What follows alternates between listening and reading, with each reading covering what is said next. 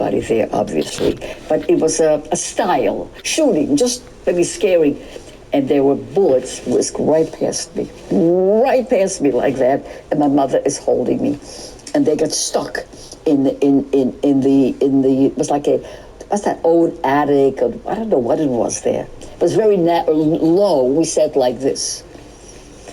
And it was old and decrepit, and there was like, it wasn't really a window, it was like an opening. I saw all the kids that I played with outside, and the trucks were there. There was the children's selection. You know, to this day, you're gonna laugh, maybe when I go to a Chinese restaurant and they say select this or select that, it comes to me immediately. Like the Holocaust is always hidden somewhere and it comes out.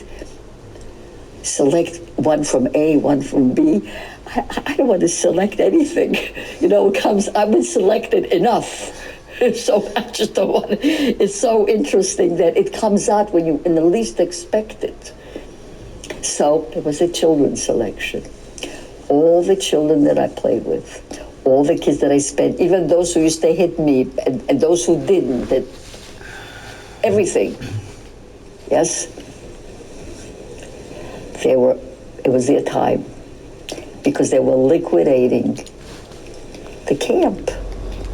They were getting rid of the camp and they didn't have room for children. Besides, they knew that this camp was going to Auschwitz. And you may as well make it easier for the authorities in Auschwitz if you kill the children ahead of time.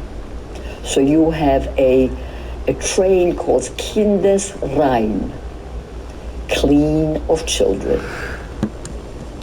Those kids were put on trucks, and I am watching, and my mother's hand is getting tighter on me.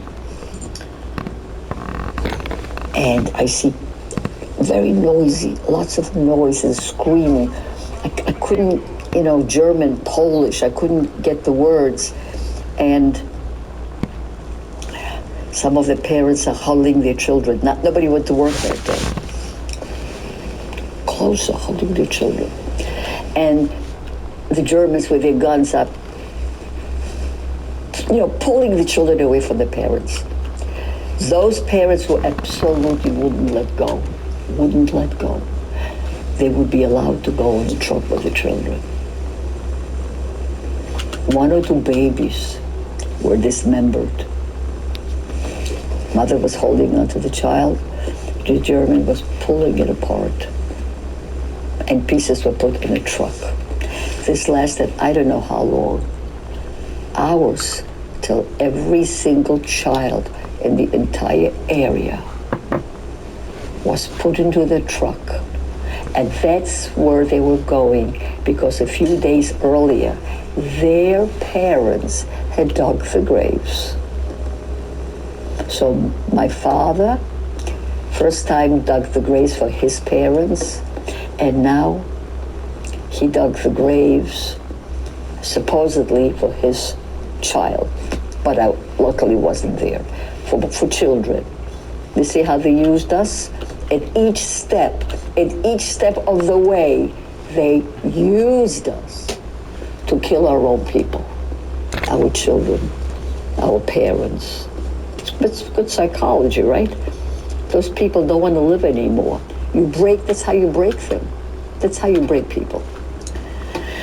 So it was after all the kids were on, it was silent. They rolled away far. The trucks went away, and we heard shooting far away. And I knew what was going on. I knew my father had dug that grave. So all the kids were shot. And I don't know how they were shot, whether they were shot first put in the grave or shot outside.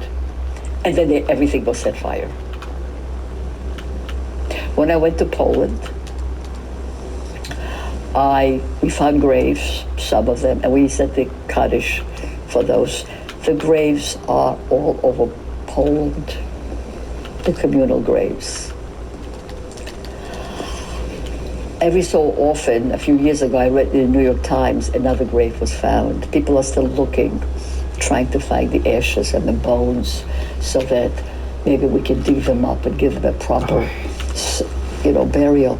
To me, all of Poland is nothing but a burial ground for the Jews. Nothing else. No more children were left. And my parents, again, my mother talks to me. She says, listen, you can't go outside on the street anymore. You can't be seen. I'm going to keep you in this room. I'm going to put something over the windows. There'll be no lights. But you should know that every night we'll come back. We will be here for you. You will come back. What was my choice? I said, okay,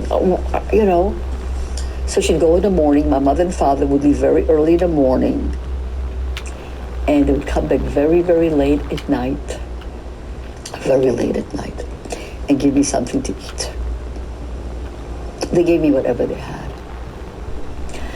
And I remember this time as being, since I'm a therapist, it's sort of disassociation. What you do, what your mind does to protect you, you don't feel anything. It's like The Walking Dead. You have no pain, you have no fear, you have no hunger, you have no, I never cried. I just lay, I was just in this dark room, half asleep.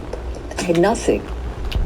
We didn't own anything. I had no toys. I had no food. I had no one to talk to. And I don't know how long it lasted. Maybe 6 weeks, maybe more. Every day in this dark room. And my parents came at night, and my mother loved me, and then something happened which was interesting. Each time I talk about it, I get new memories. One day, I don't know why she was home. She didn't work, I don't know. I was in a room, it was daytime.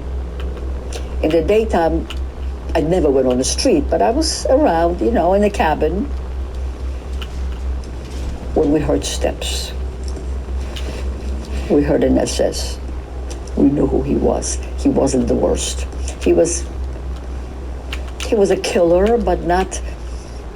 It's interesting how you would label different ones. We would know which one would kill you immediately, which one would torture you. It's like they became killing machines, but different type of killing machines. He knocked on the door. Our door was closed.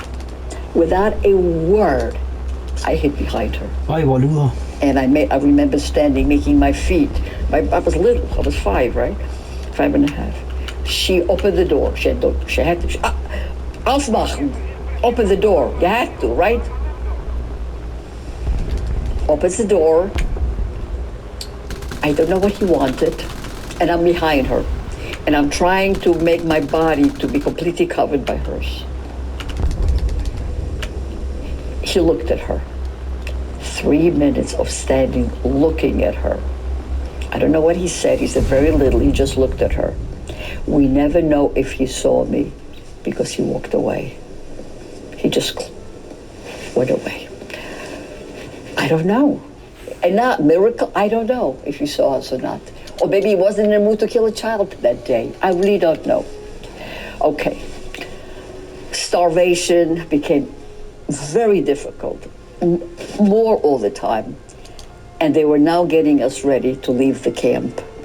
They were liquidating it. They were closing it. Remember, leave no witnesses. Everybody was cleaning. I didn't. I stayed in thing. And then my father says to her, they will have to see her now. We're going to Auschwitz. We have to walk on the street, he says. They'll have to see her. She says, well, we can't leave her here.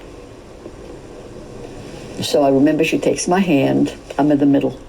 I'm my father, my mother. She has a suitcase, tiny little suitcase. I don't know what she had in it. Some of the schmattes, some of the stuff that were hanging.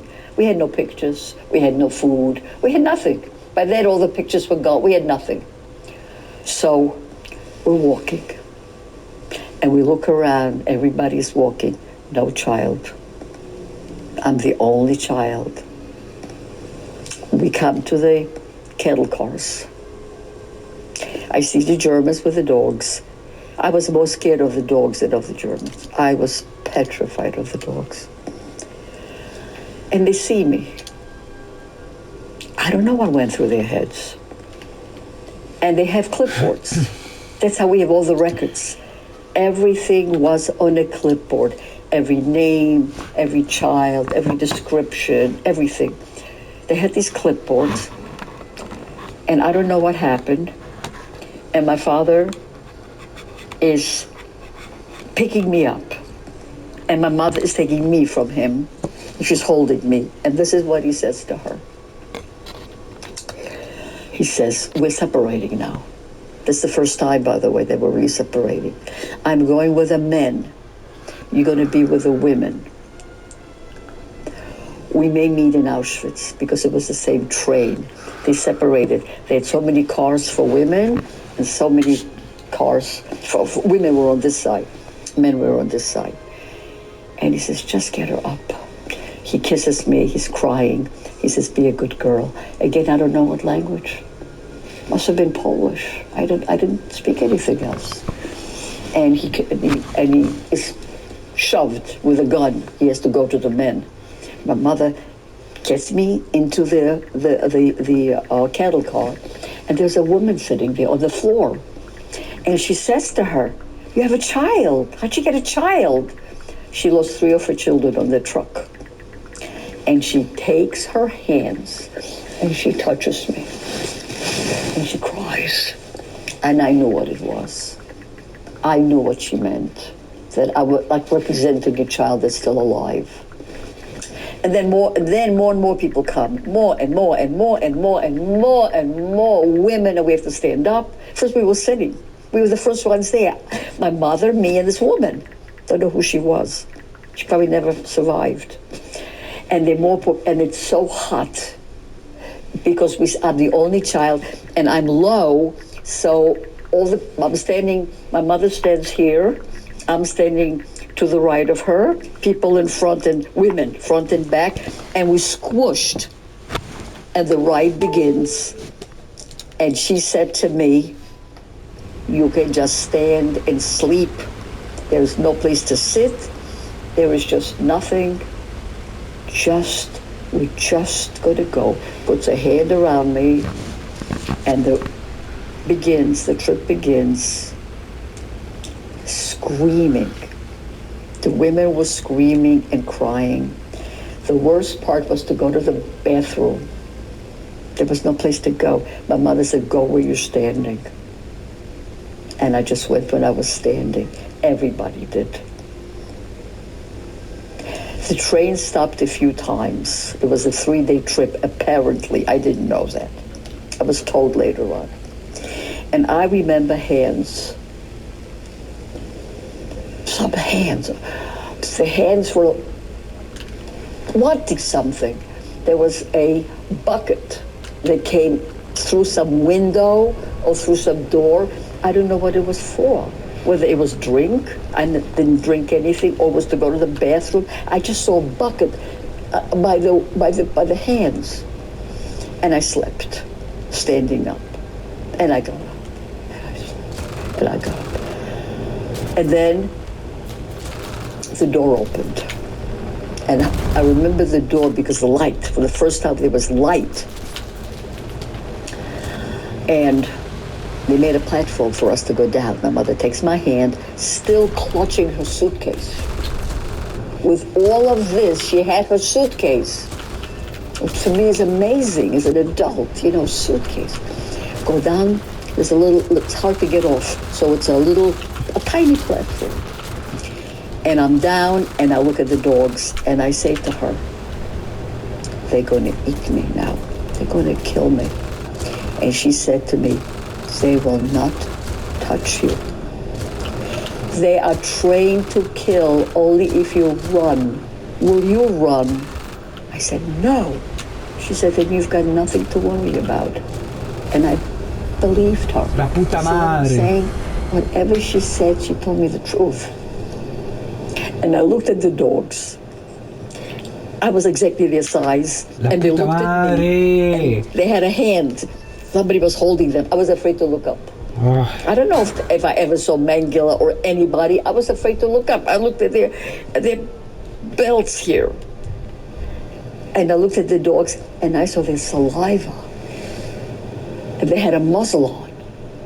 And I said to myself, I will stand so still that they won't even think that I'm going to run. And then my mother says something absolutely strange to me. She says, I have to leave you for a few minutes. I said, you're going to leave me?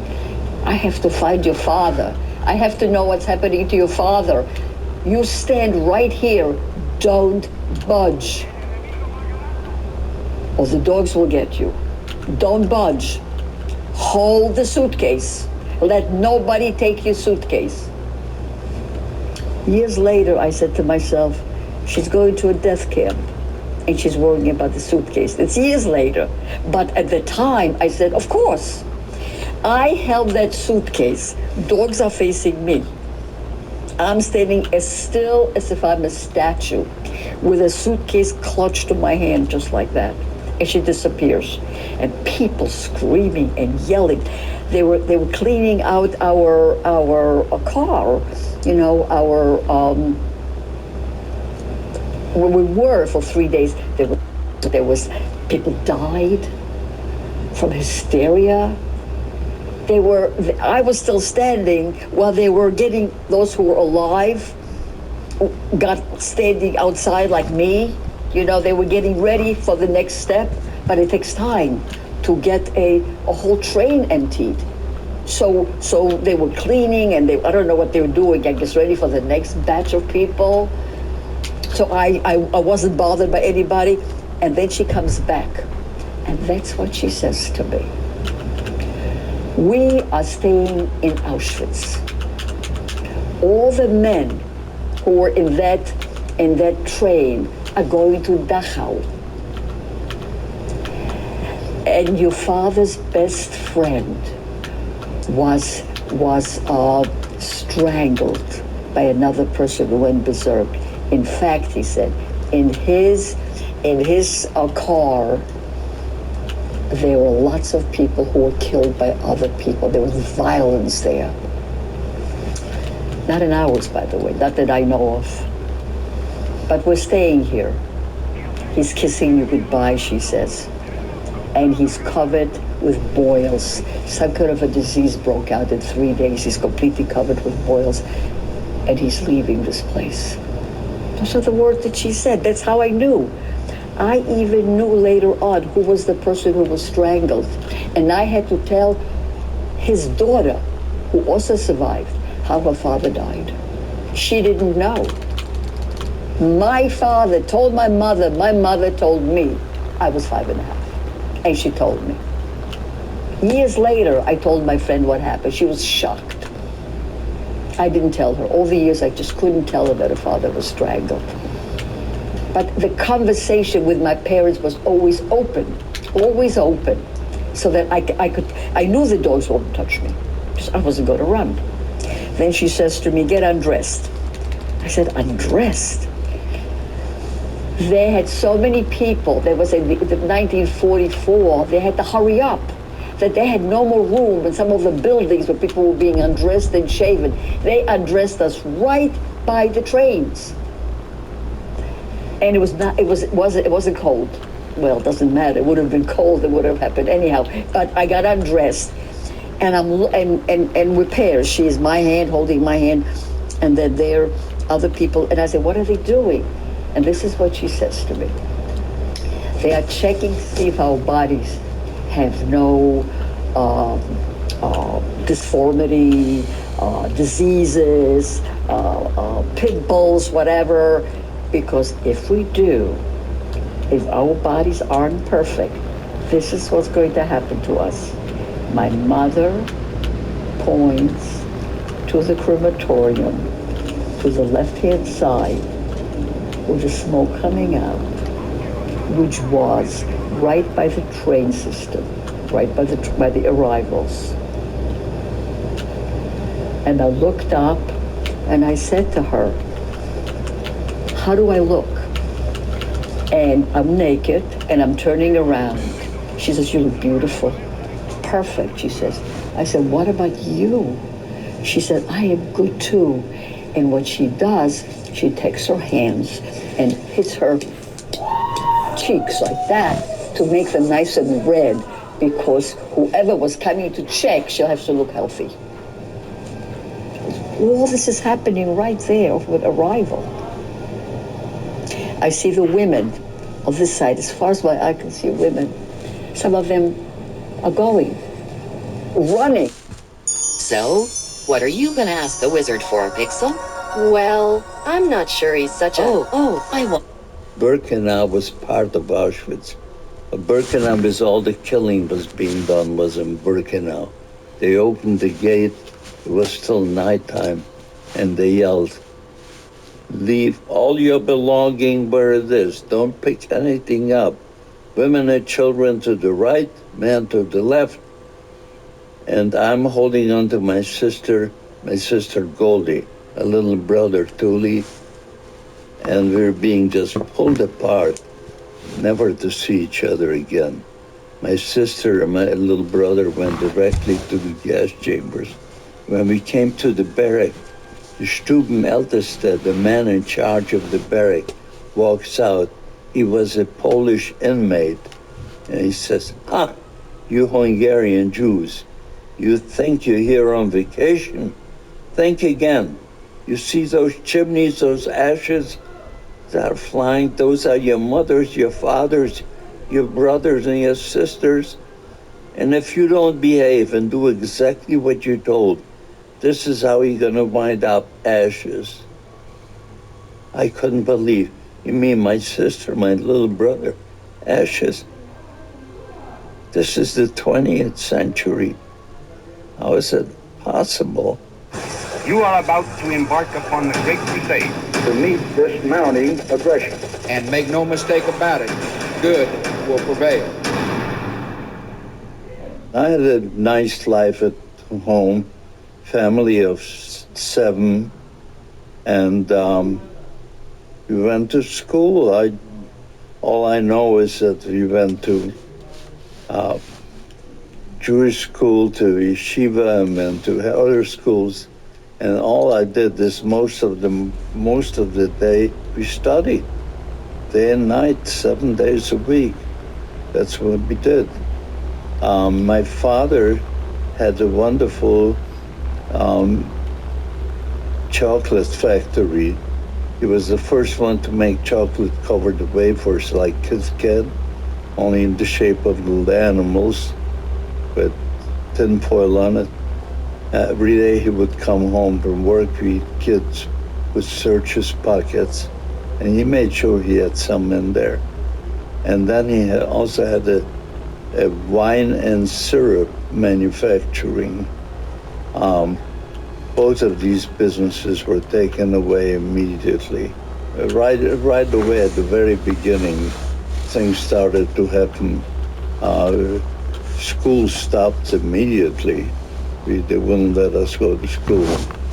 And on the 5th day of occupation of the city of Krakow, a truck pulls up to the gate. We lived in a 3-story building, and they started to bang on the gate, and the super came running out. Well, but all they want us to know is where the Jewish people live.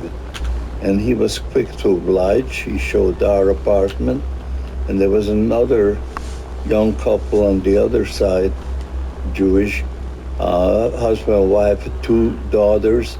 The mother gave birth to an infant little boy 2 months earlier, and they came breaking down the door and beating us, pistol whipping us. We were in bed 5 a.m. In their hands, they had open sacks, and they were screaming, throw in all your valuables, money, gold, jewelry, whatever they can find, they threw in. They're beating up my father to open up the safe. While my father is opening the safe, we hear this terrible screaming from our neighbor's apartment. My sister Lola and I went through the back door to the kitchen, to their kitchen, and we came into their apartment, and this is what we saw. This monster was holding the infant by its legs and swinging it and yelling to the parents, make him shut up. The parents are yelling, and the daughters, our baby, don't hurt our baby. With a smirk on his face, you can see he was enjoying what he was doing. He smashes the baby's head into the doorpost, killing it instantly. It's the memories that won't leave me. I get nightmares seeing that screaming infant and that sudden silence and what came out from his head. God. My father was getting ready to go into the Krakow ghetto because his whole family went in, over 200, to the Krakow ghetto. While he was packing, a young man comes by the name of Michael, and he says to my father, Mr. Lesser, you know how I feel about your daughter, Lola. Someday I'd love to marry her. So do me a favor, come to the same community that my parents are moving. And my father gave him a choice to go into Krakow or to Niepołomice, small community. He went to Niepołomice. That was miracle number one, because all the people who went into the ghetto were taken out of the ghetto and transported to Belzec, and everyone was exterminated. It was an extermination camp. So that was a miracle out of nowhere. We lived in a farmhouse. The farmer lived on one side and we lived on the other side. And my father became a little baker to feed the family. And somehow it became a little freight for him, and he started to bake for the community. There was a baking oven inside the house where we lived. And I baked with him. I was 12 years old at the time. So life went on like this for about a year or so. And then my sister Lola gets married to Michael. And after they get married, they move out of the house into a duplex. They move into the duplex. One side of the duplex they lived, the other side the owner lived, who happened to be the mayor of that community. So one day the mayor comes home. He says, Michael, Lola, save yourself. We heard the rumor there is going to be a podlava, a raid against the Jewish people, either tonight or tomorrow night. So Michael went out and he hired a wagon with a driver, and we snuck out in the middle of the night and we left, which was miracle number 2. Because that night, after we left, they went from house to house, rounded up all the Jewish people, put them in trucks, and took them to the forest, and the man would give them shovels. They dug a ditch, and everyone was shot.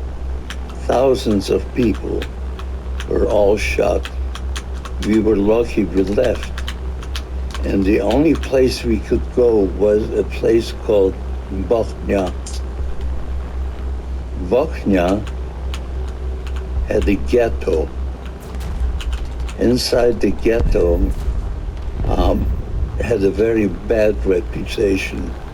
Every so often, 2 or 3 dump trucks would come into the ghetto, and they would pull out the children from their beds and throw them into these dump trucks in the middle of the night. You can imagine the parents are screaming for the children. The children are screaming for the parents. They filled up these dump trucks and they started to move out of the ghetto. The parents were running behind these trucks screaming for their children. But these cultured people had machine guns at the end of each truck. So they mowed down the parents running behind these trucks. That resonated throughout Europe. Stay away from Bochnia Ghetto because of these atrocities, but we had no choice. One day, a friendly Jewish policeman tells Michael, my brother-in-law, Michael, I heard there's going to be a raid tonight. Save yourselves. Now, ever since those trucks came into the ghetto, pulling out the children from their beds, every house and every apartment had a hiding place. They called it bunkers. That's when I found out our bunker was this ornate piece of furniture where you hang your coats and jackets. As you opened the door, you push the clothing apart, and the back panel would slide apart. There was a hole in the wall, and there was room for the 12 of us crawl through that hole and stand between two buildings. Now, the last person would close the door behind them, put the clothing back, close the back panel, and we stood there. It was snowing. Lucky for us, the outside of the buildings were connected, but the ceilings were open, and it was snowing, it was cold. We heard all night long shooting, dogs barking, people screaming. I never heard such screaming in my life. Towards morning, it got quiet, and we dared to come out. When we came out, this is what we found. We couldn't believe people were laying in the snow, half torn apart by dogs.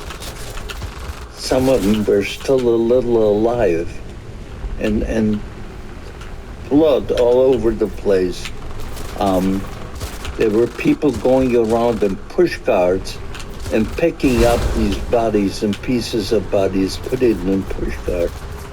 And then they were taking him to the ghetto square, piling them up as high as they could.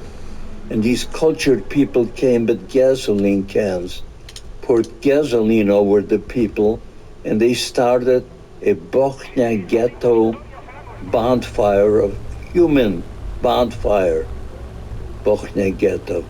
Well, I have to tell you how it was, that stench, that smell. My God. That was true hell on earth.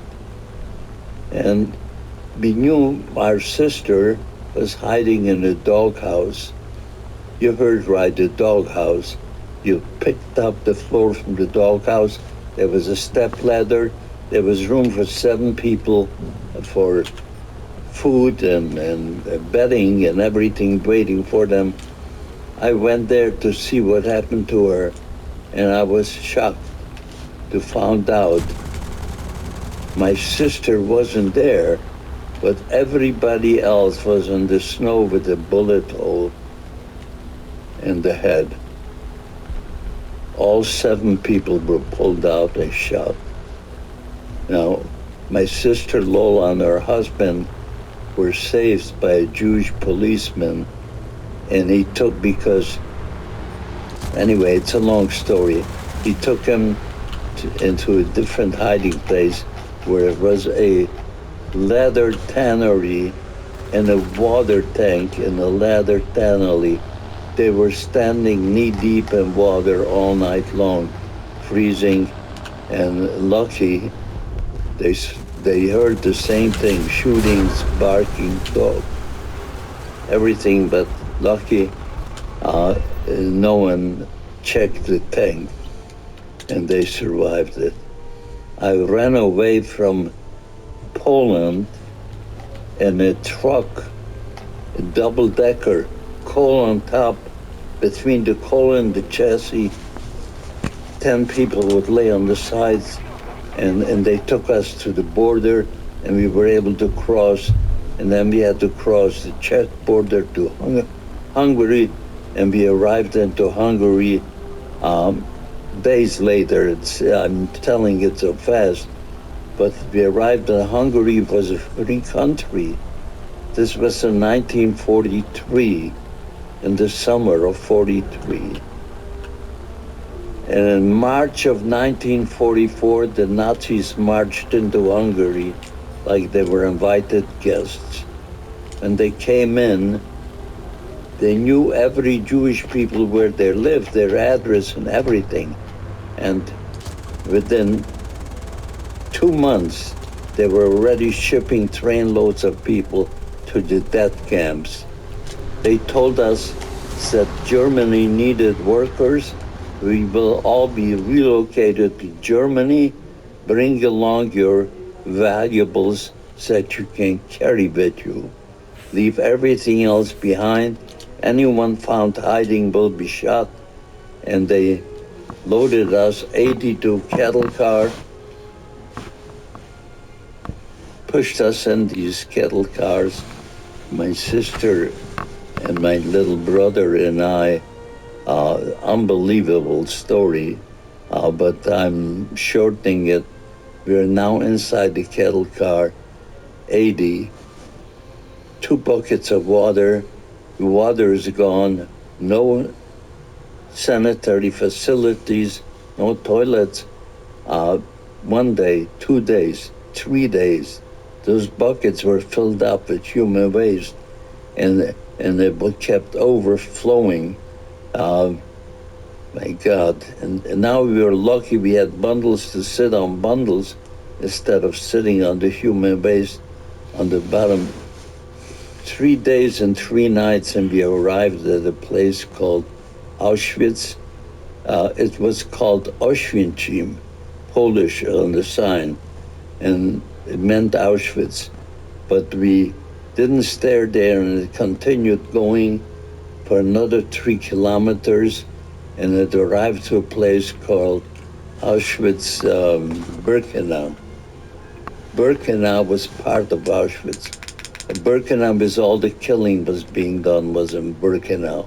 They opened the gate, it was still nighttime, and they yelled, "Leave all your belonging where it is. Don't pick anything up. Women and children to the right, men to..."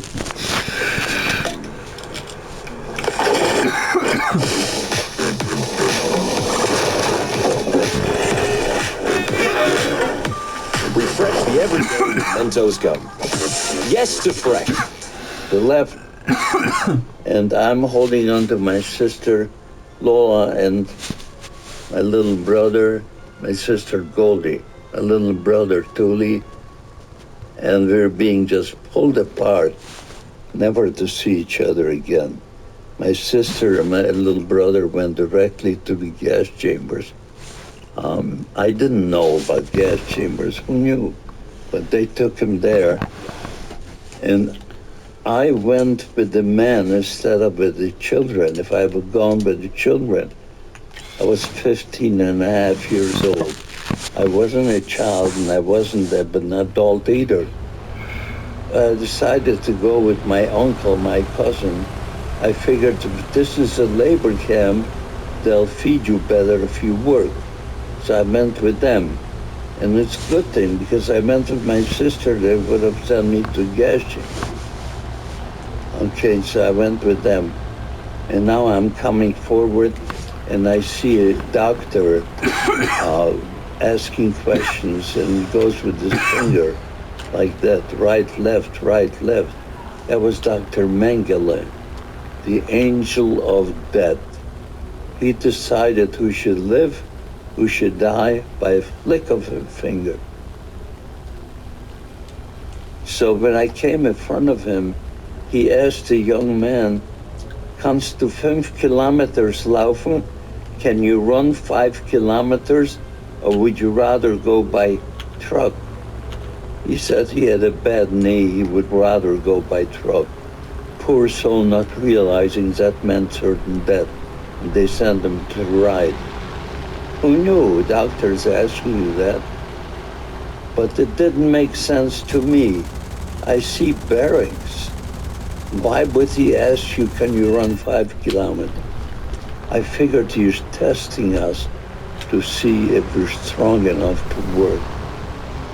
So I tell my uncle, my cousin, let me go first.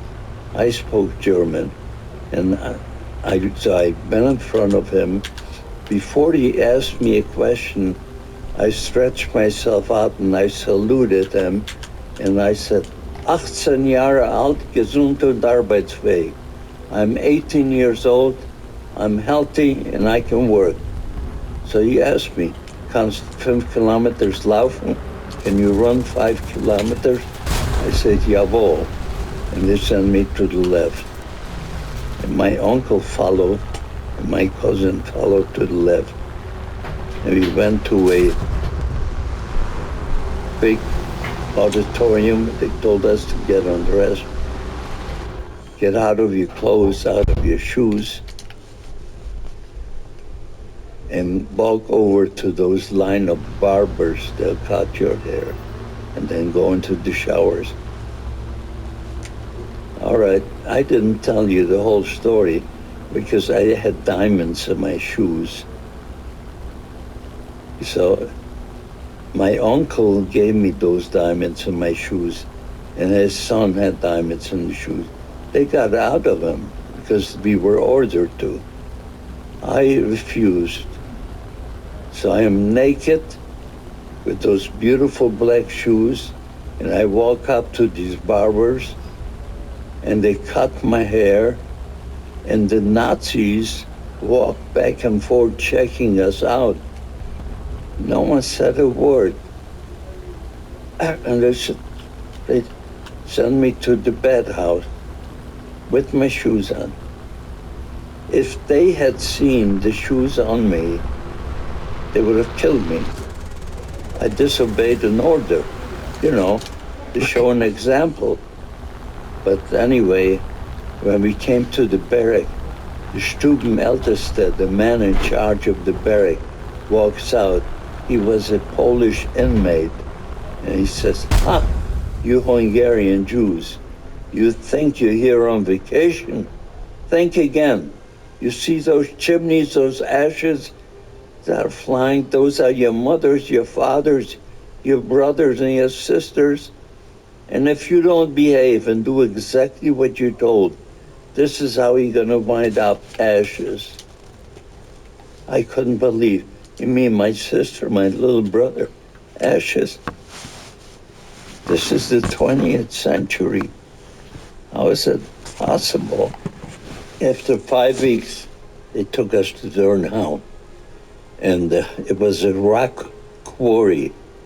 As they dynamited the mountain, it was our job with sledgehammers to break those boulders into manageable pieces, pick it up and throw it in mining carts, run it down to the grinding machines to make gravel out of it, and push those mining carts back. Very hard labor, hard work. I figured my uncle will never survive this. So I bribed the chef in the kitchen with my diamonds to give my uncle a job in the kitchen. He took my diamonds and he did give my uncle a job in the kitchen. It got easier for him, and anyway, every day we came back from work, everyone had to go in line to be counted. Even the workers in kitchen had to go into the line. So we came in, line up in rows of 5, and they're counting us and counting and counting. Usually they counted and they let us go for our ration and go to our barracks. This time they keep counting. And the commandant comes down with his Fräulein, with his girlfriend. He says, I'm gonna teach these Schweinhund a lesson. I'll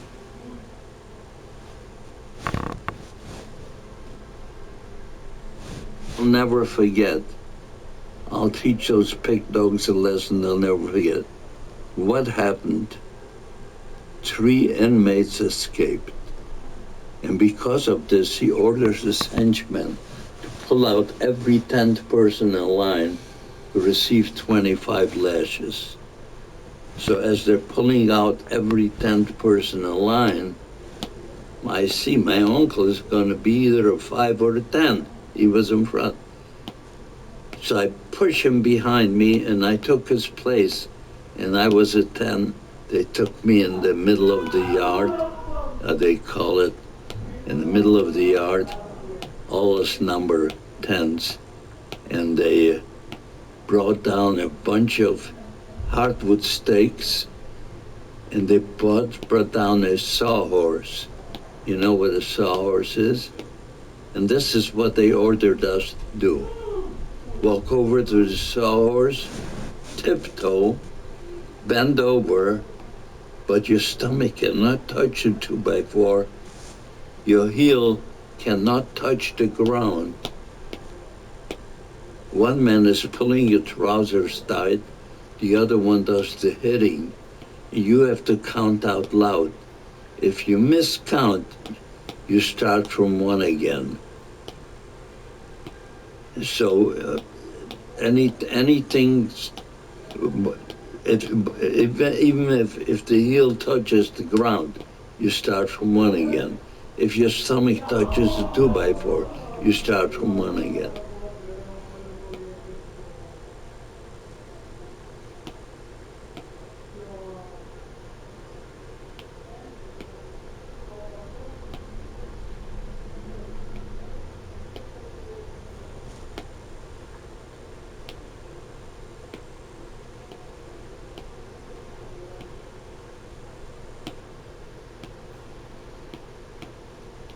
The first one got up and he messed up, of course. He touched the ground and he touched again and again, and finally he falls. And he falls, the commandant goes over, kicks him in the face, get up. He couldn't. He pulls out a revolver and shoots him.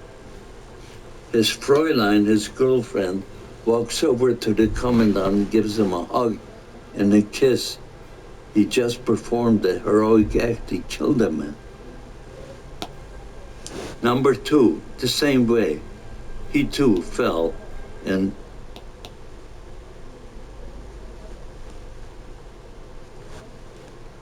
commandant kicked his face. He couldn't get up. He shot him.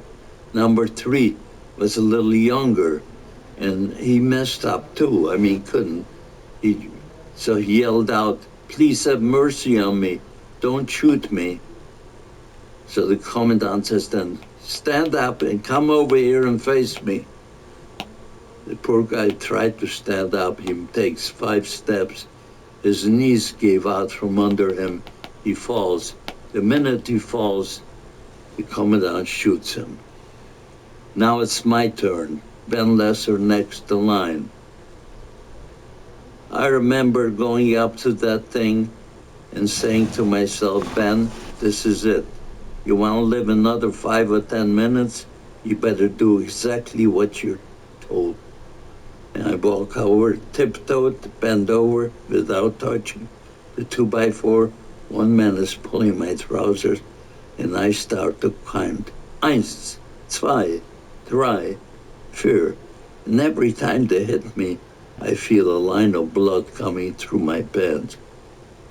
6, 7, finally 20, 21, 22, 23, 24, 25.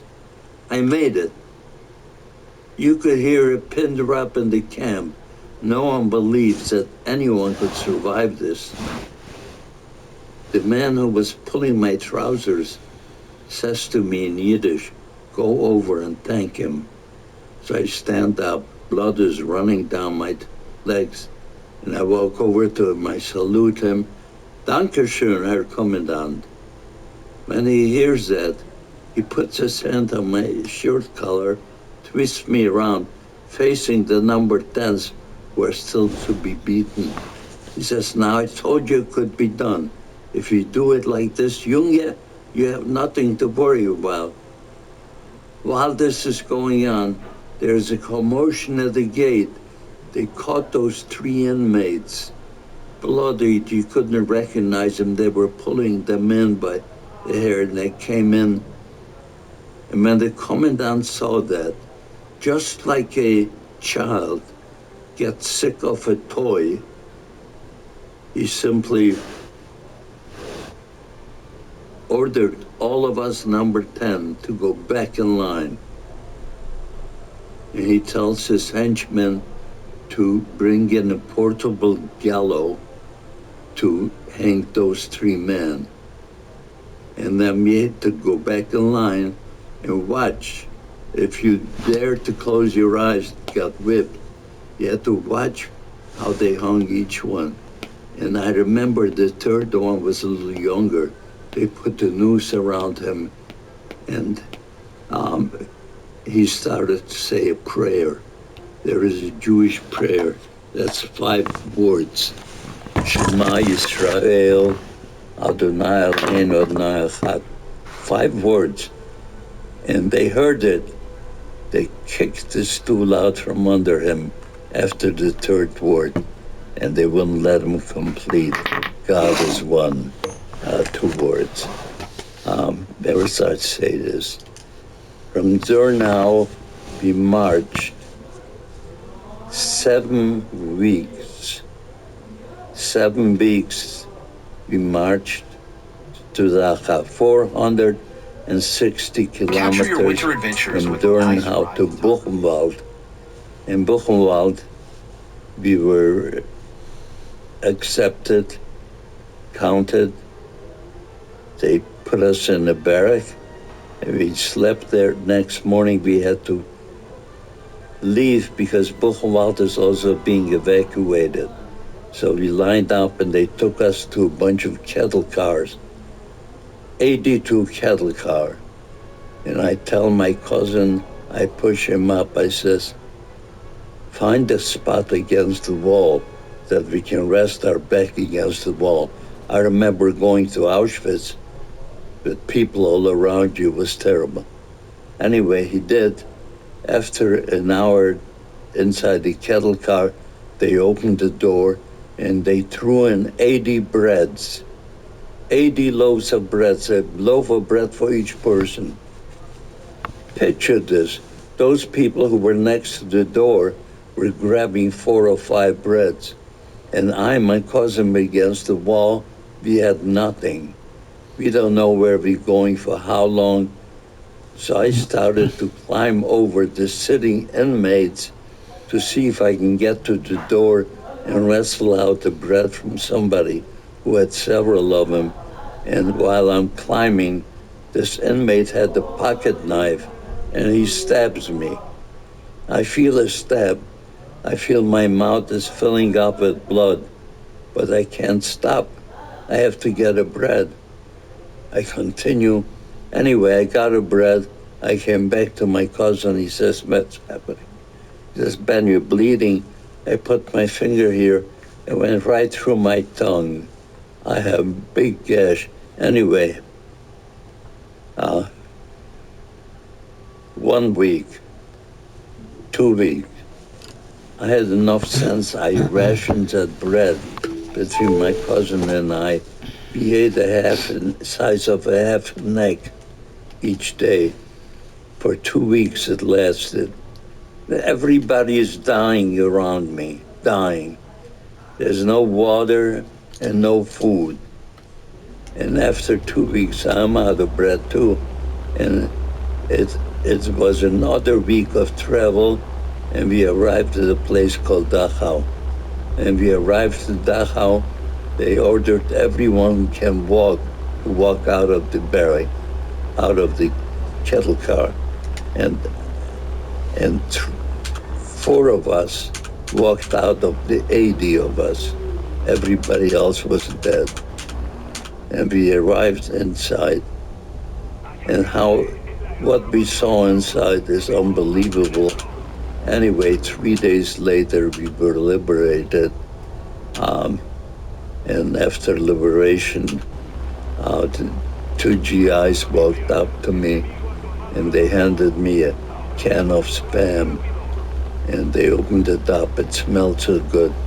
He made a mistake. We ate some of it, and he came down with dysentery. My cousin dies in my arm the night after liberation from dysentery. I don't know what he died from, but he died. Why? Why was I chosen to survive all that hell? The only answer I seem to find is that God needed a witness, someone who can talk about it, tell the story, because most of us couldn't. Even most survivors can't talk about it. It hurts me too. I have sleepless nights, but someone has to do it. And I devoted my life, the last 25 years, I do nothing else but travel and speak on Zoom, have the world listen, keep the world from acquiring amnesia. Remember, this happened.